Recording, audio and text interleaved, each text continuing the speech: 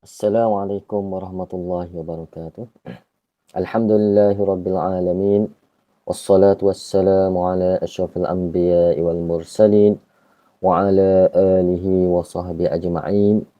Qala rabbi shrah li sadri wa yassir li amri ahlul 'uqdatam min lisani yafqahu qawli. Allahumma yassir wa la tu'assir innaka muyassirul usr. InsyaAllah pada hari ini kita akan belajar pelajaran Jawi Pendidikan Islam tahun 4. Unit 1 tajuknya ialah Kenali Saya. Kenali Saya. Tajuknya Kenali Saya. Perhatikan dengan teliti. Okey, dalam buku teks tu, sebagaimana yang dipaparkan tu, ada beberapa perkataan yang mempunyai huruf hamzah. Jadi dia suruh kepada kita supaya perhati. Tengok perkataan. Okey, tak besar sikit. Okey, tengok. Perkataan yang pertama, di atas. Di atas. Di atas. Kita tengok hamzah tu berada di atas huruf alif. Di atas. Tengok cara ejaan dia. Hamzah berada di atas alif. Okey, perkataan seterusnya. Daun. Daun. Okey, daun. Okey, daun. Hamzah berada selepas alif. Kedudukan hamzah ialah 3/4. 3/4 daripada perkataan. Kemudian perkataan seterusnya.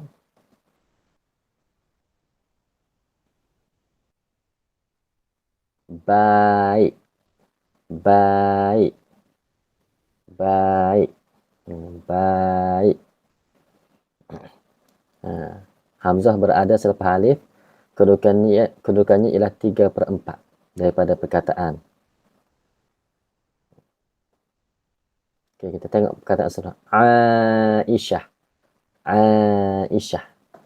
Aisyah. Hamzah berada, dia ada rumah. Ada rumah khusus untuk kita letakkan huruf hamzah. Kemudian Al-Quran. Al-Quran. Hamzah berada di atas garisan. Hamzah ada sesuatu. Ditulis ni. Berada di atas garisan. Al-Quran. Okay, ada lagi perkataan.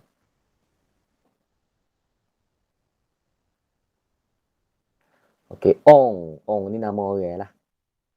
Ong nama orang. Hamzah berada 3/4. Bukan 3/4 ni. Hamzah berada atas garisan.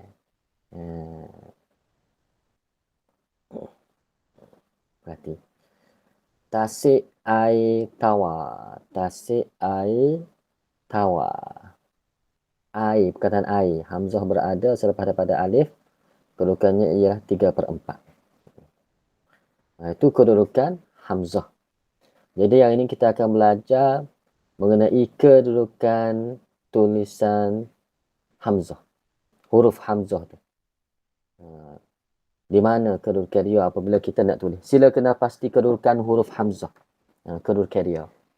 Okey, untuk kedudukan huruf hamzah dia ada 5 dah. Okey, murid-murid ingat dia ada 5 kedudukan. Pertama, hamzah di atas huruf alif. Okey, hamzah berada di atas huruf alif. Hamzah berada di atas huruf alif.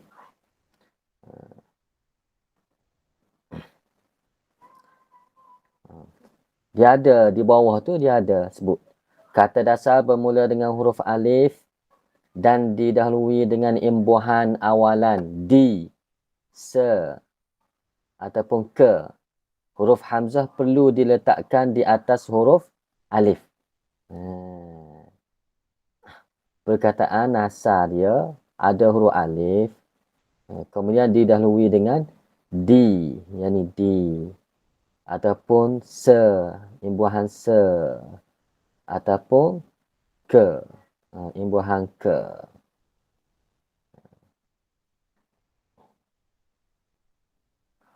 Maka Huruf alif ni apabila sambung, kita kena tambah hamzah di atas huruf alif. Contohnya urus. Kita tambah di, jadi diurus. Diurus. Diurus. Kemudian bawah tu alih. Dialih. Dialih. Orang. Seorang. Hamzah tu ada. Hamzah berada di atas huruf alif. Seikat. Seikat asalnya ikat. Alif saja.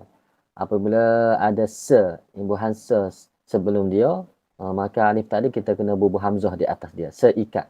Arah. Ke arah. Okey, bawah sekali tu empat. Keempat. Okey, ni kedudukan huruf hamzah yang pertama. Hamzah di atas huruf alif. Kemudian yang kedua iaitu hamzah di bawah huruf alif. Hamzah berada di bawah huruf alif. Okey, yang ni mudah saja. Dia ada pada 3 tempat saja. Pertama, perkataan Islam. Perkataan Islam. Alif, di bawah dia tu ada hamzah. Islam. Kemudian yang kedua, perkataan yang bermula dengan I. Perkataan yang bermula dengan I. I tunggal. Contohnya email. I dagang. I apa lagi? I zakat. Lalu ni banyak I kan? I profile. Yang bermula dengan I tunggal. Ini contohnya I dagang. Contohnya I dagang. Jadi alif tu di bawah dia ada hamzah. I dagang. Banyak lagi lah contoh. I dagang, I zakat. Macam-macam lah ni kan. I sedekah. Kemudian yang ketiga, kata sapaan. Iaitu eh. Alif di bawah dia hamzah. Hamzah, ya, ha. Kita sebut hamzah lah ni. Hamzah dia menupai rumah alif. Cuma cara kita tulisnya dia berada di bawah huruf alif. Perkataan Islam dikekalkan hamzah di bawah huruf alif. Walaupun didahului dengan imbuhan awalan di, se, ke. Contohnya diislamkan. Diislamkan. Perkataan Islam tu kekal lah. Hamzah berada di bawah alif. Walaupun dia bersambung dengan imbuhan awalan. Di, se dan ke. Okey, jadi di sini ada dua kedudukan hamzah. Pertama, hamzah di atas huruf alif. Kemudian yang kedua, hamzah di atas huruf di bawah huruf alif. Ada dua. Di atas, di bawah. Kemudian muka surat seterusnya, muka surat 60. Hamzah 3/4 daripada garisan. Hamzah dia berada dalam kedudukan 3/4 daripada garisan bawah. Pertamanya, perkataan berimbuhan an dan i. Perkataan yang berimbuhan an dan i. Contohnya an, bacaan, bacaan, tajaan. Apa lagi? Perasaan, imbuhan an di akhir dia. Kejayaan. Ang nama orang. Ataupun ong nama orang juga. Ataupun perkataan berimbuhan diakhiri dengan i. I. Contohnya hargai. Hargai. Melalui. Melalui. Disukai. Mewarnai. Itu contoh. Okey. Ataupun kata nama khas. Contohnya ong. Ong ni kata nama khas lah. Ong ataupun ang nama orang dah. Ong ang ni nama orang. Ong nama orang, ang pun nama orang biasanya. Hamzah ditulis di awal perkataan hanya pada dua nama ini sahaja. Jadi pada dua nama ni saja. Hamzah 3/4 tu ditulis di awal perkataan. Kedudukan dia 3/4 ditulis di awal perkataan. Hanya dua perkataan ini saja, ang dan ong. Kemudian yang ketiga, kata dasar daripada suku kata gabungan. Ai, au, ui. Contohnya paus. Paus. Hamzah tu berada dalam kedudukan 3/4 daripada garisan. Pai. Ha. Ai. Ha. Lau. Apa lagi? Buih. Duit. Kemudian di bawah tu dia ada datangkan beberapa contoh ejaan Jawi bagi gabungan vokal AE. Gabungan vokal AE. Ejaan Rominya aero angkasa. Jadi cara ejanya 3/4 lah. Hamzah tu berada dalam keadaan 3/4 selepas huruf alif. Ejaan Jawi yang betul. Maksudnya tak ada hamzah. Untuk AE. Kena ingat ni orang ni. Kalau AE, dia tak ada hamzah. Contohnya ejaan Jawi yang betul. Aero angkasa. Alif ya. Tak ada hamzah dah.